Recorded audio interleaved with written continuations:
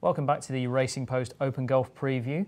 I'm joined by Jeremy Chapman, golf correspondent here in the studio, and on the phone from his Weymouth lair by Steve Palmer. Steve, I'm going to come to you first. It's little secret to anybody who's been reading your column in the Post over the last few weeks that Rory McIlroy is very much on your radar for this particular Open. You're still pretty confident with him? Yes, I've had McIlroy on my plans for quite a while, and I'm more confident than ever now. He closed with a 66 for fourth place in the French Open a week ago, and then played some solid stuff at Ayr Manor in the Pro-Am.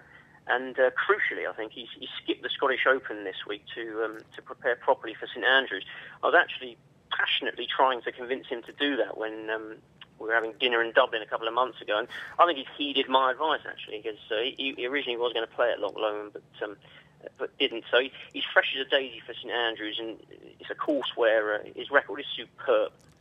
In the Dunhill Links Championship, he was runner-up last year, and the three times he's played in that event, he's never finished outside the top 8. He loves links golf. He's a natural links master. People talk about the 62 at Quail Hollow, which won him that championship this year, as his best ever round, and it possibly was because of the difficulty of the course. But he also shot 61 at Royal Portrush 5 years ago. So he's always been adept at links golf, and I think the stage is set for the best young player in the world, which he arguably is, to enter the Major League. Very strong words there for Rory McIlroy from Steve, as well as the sound of clattering names being dropped. Jeremy, how do you assess his chance? Well, he's got a good chance. I mean, as Steve says, he does well at St Andrews and in the Dunhill Links, but a different time of year, of course. And as he said, he played really well finished very fast in the French Open, won in America.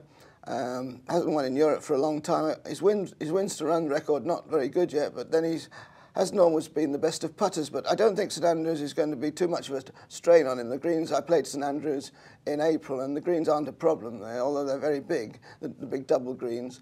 In fact, there aren't that many problems at St Andrews. It's one of the, as I said, the easier venues. The two key holes are the long 14th, the 615-yarder with Hell Bunker in front of it, which is an absolute nightmare. I went in that, and it was. We're lucky to have you back by now. I never thought I was ever going to get out. I had to play backwards in the end, and the road hole, which they've lengthened by 35 yards, the new tee on the outside the boundaries of the course now, which is a good idea because they were making it playing it too straightforward. It was a drive and an 8-iron, drive and a 7-iron with the new technology, and taking all the guts out of it. Well, we talk about Rory McIlroy. His compatriot Graham McDowell is obviously the latest addition to the pantheon of major winners. He's actually gone on record in the paper this week saying he's going to lay out at 17. He thinks they've ruined the hole. Whether that's just a bit of joshing and gamesmanship, I'm not quite sure. But he wouldn't be the first guy to get a rush of confidence from winning his first major. Do you see him being a factor? I did originally, and then I thought winning 2 majors back to back.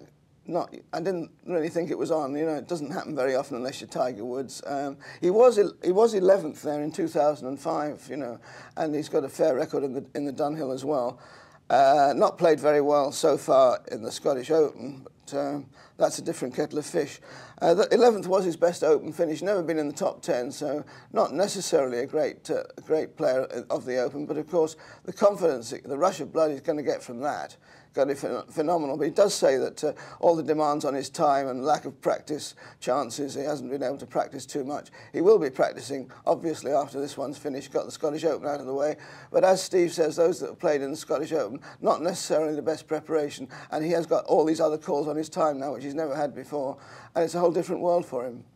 Punters, British punters especially, love to have a bit of a patriotic punt on the Open, more so than Andy Murray or the England football team will ever carry home confidence. If you look at the rest of the British and Irish challenge, you've got your Harringtons and Justin Rose is obviously having a great year, Luke Donald, all of them. Pick one for me, Steve, that you think might go well. Well, Podrick Harrington, you mentioned him. I think he's the biggest threat to McIlroy. He's been there, got the T-shirt. He's won twice in the Dunhill Links Championship. He always manages to peak for the Open. He gets it spot on every year. He's in Ireland at the moment, practicing on links courses. So yeah, I think Harrington will go very well. I think Ian Poulter 33 to 1. He was runner-up to Harrington in the 2008 Open at Birkdale. Played nicely in France despite labouring with a nasty insect bite. He was fifth in the JP McManus Pro-Am. I think Poulter's got an excellent chance. And Luke Donald, not always the best at the business end, but he's in sublime form. Runner-up at Wentworth, winner in Madrid, up there again in Wales. He was runner-up in the Pro-Am at Adair Manor, and he shot a 65 at St Andrews on his way to 7th place in the Dunhill Links last year. He was third in that event in 2004. So, yeah, Harrington, Poulter, and Donald will be the other three players I'll be backing. Excellent stuff. And Jeremy, amongst the home challenge, if you were to pick one of those names? Well, Justin Rose would be my man. He won the big amateur event there when he was 16, just before he finished 4th in the Open as an amateur, as a 17-year-old. And then, of course, he was a runner-up in a Dunhill Links. Very good record in the Open, fourth as a teenager, as an amateur, and 12th and 13th in 2 of the last 3 years. And he comes fresh from 2 victories, had a week off this week. I think the preparation's admirable. Confidence could not be higher. I think his swing's a thing of beauty, and the greens won't frighten him. His putting can be a bit iffy on occasions, but he has been putting pretty well. Showed a good nerve last week when somebody came at him. Got over. Amazing to get over that blip the week before so quickly. That was a great credit to his mental strength. I think he'll be a factor. And Ian Poulter, of course, was 11th at St Andrews in 2005. A much better player now. And Darren Clark, he was 15th at St Andrews last time. He wouldn't be out of it either. Joe mentioned Poulter being 11th at St Andrews in 2005. It's quite interesting. I remember him saying back then that he was only hitting the ball left to right off the tee in 2005, which is not an ideal shape for St Andrews, and he's now got a driver which allows him to hit the ball right to left. So he's been talking up his chances at the old course because he's got the right shape of shot for it now. So that 11th in 2005 could be key form because he's battling against all the odds off the tee, and I'm expecting really big things from Poulter this week. Okay, positive words there. I know, Steve, you've got 2 or 3 others at bigger prices you want to just give a very brief mention to. So if you can just rattle through those. Yeah.